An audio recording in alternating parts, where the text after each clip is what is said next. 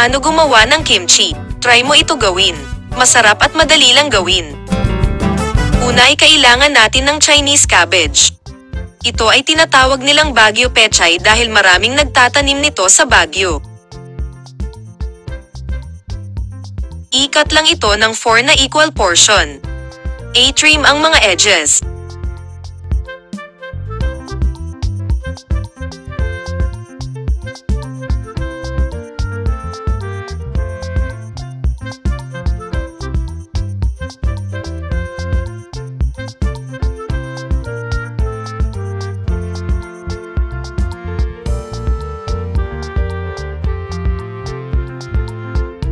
Ito ay nahugasan na. Maglagay ng asin sa lahat ng parte ng dahon.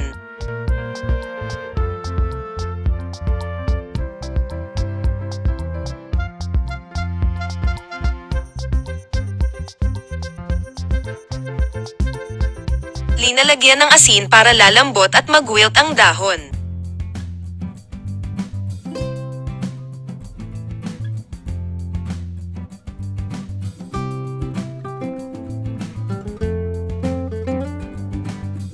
Ilagay ito sa paglagyan. At ibabad lang ito ng 30 minutes to 1 hour.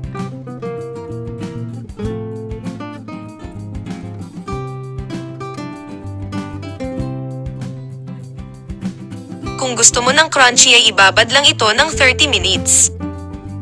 After 20 minutes, ipaibabaw ang mga nasa ilalim at ipailalim ang nasa ibabaw.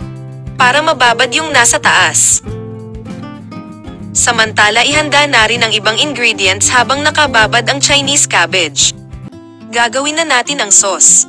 Kumuha ng kawali o kaldero. Maglagay ng tubig. Magdagdag ng glutinous rice. Haluin ito ng mabuti para ma-dissolve ang glutinous rice sa tubig. Maglagay ng brown sugar. Ilagay ang apoy sa medium heat. Continuous lang ang paghalo para even ang pagkaluto ng sauce at para walang buo-buo. Okay na ito. Ihanda na rin ang iba pang ingredients. I-blend ang sibuyas, luya, at bawang.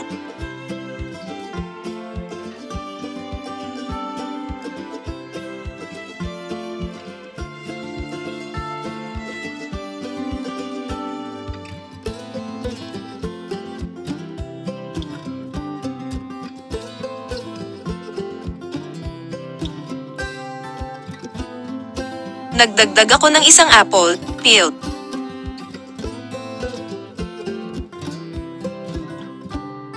Alamang. Soy sauce.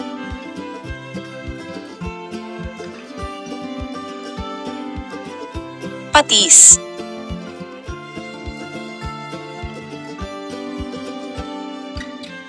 I-blend ito ng mabuti hanggang paste ang texture.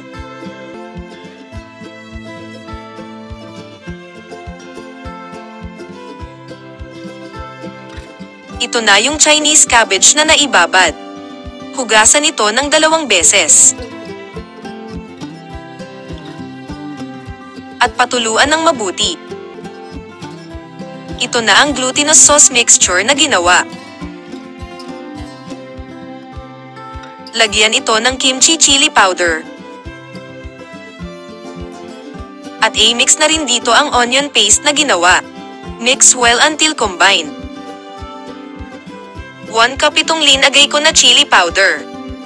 Pwede nyo bawasan kung ayaw nyo ng masiyadong maanghang.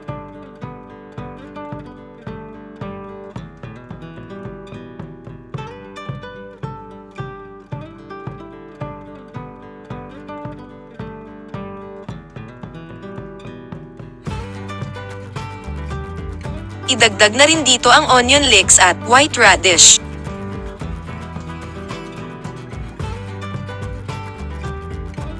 Haluin ito until well combined.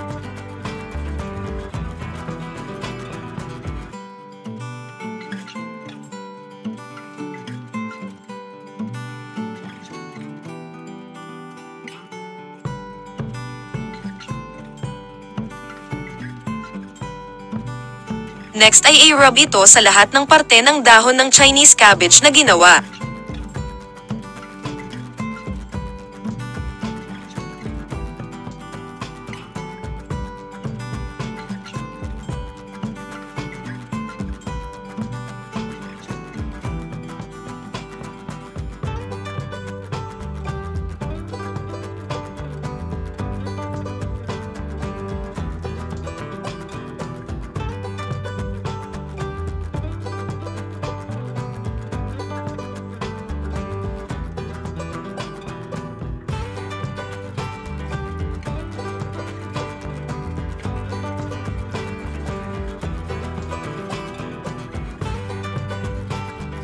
Pagtapos na ay store ito sa fridge.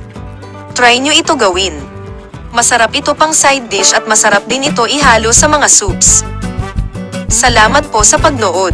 Sana ay panoorin nyo pa ang iba kong recipes.